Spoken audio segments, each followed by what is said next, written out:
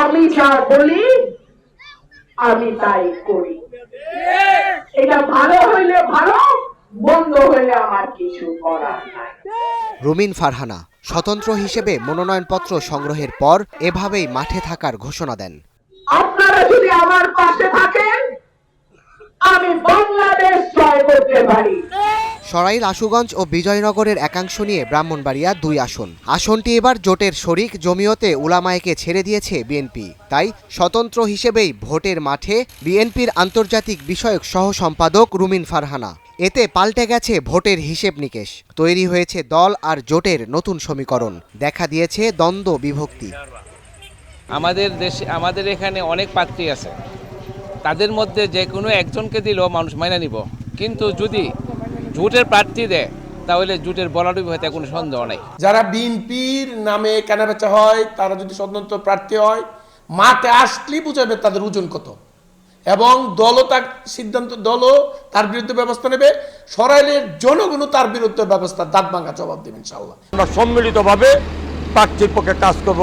এর কোনো ব্যতিক্রম করার অধিকার কোনো জাতীয়তাবাদী দলের কোনো ব্যক্তি বা কোনো গোষ্ঠী সম্ভব নয় বিশ্বাস করি।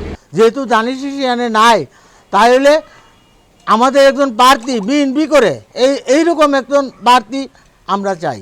বিভক্তি থাকলেও জোটের স্বার্থেই বিএনপির সমর্থন পাবেন, এমন প্রত্যাশা জমিয়তে উলামায়ে ইসলামের সহসভাপতি জুনায়েদ আল হাবিবের। জয়ের বিষয়ে আশাবাদী বলেও জানান তিনি।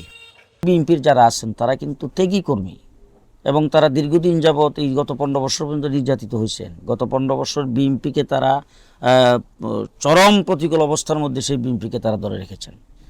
হ্যাঁ, তাদেরকে আমি সম্মান জানাই, তাদেরকে ধন্যবাদ জানাই। এখন জোটের খাতিরে, খাতিরে আমি আশা করি যে বিএনপি থেকে যদি সিদ্ধান্ত ঘোষণা করে আর কি, যে তারা সেটা মেনে নেবেন, যেমনি, এটাই আমার আশা।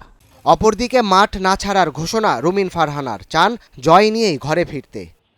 আমি আল্লাহর উপর নির্ভরশীল, আর নিচে আমার নেতা কর্মীরা এই নির্বাচন করে দেবে ইনশাআল্লাহ। আমার রাজনীতির শুরু বিএনপির সাথে।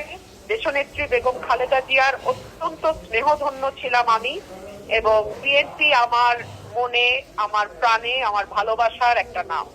এর আগে 2001 ও 2008 সালের নির্বাচনে আসনটি 4 দলীয় জোটের শরিক ইসলামী ঐক্যজোটকে ছেড়ে দিয়েছিল BNP. Desk report, star news.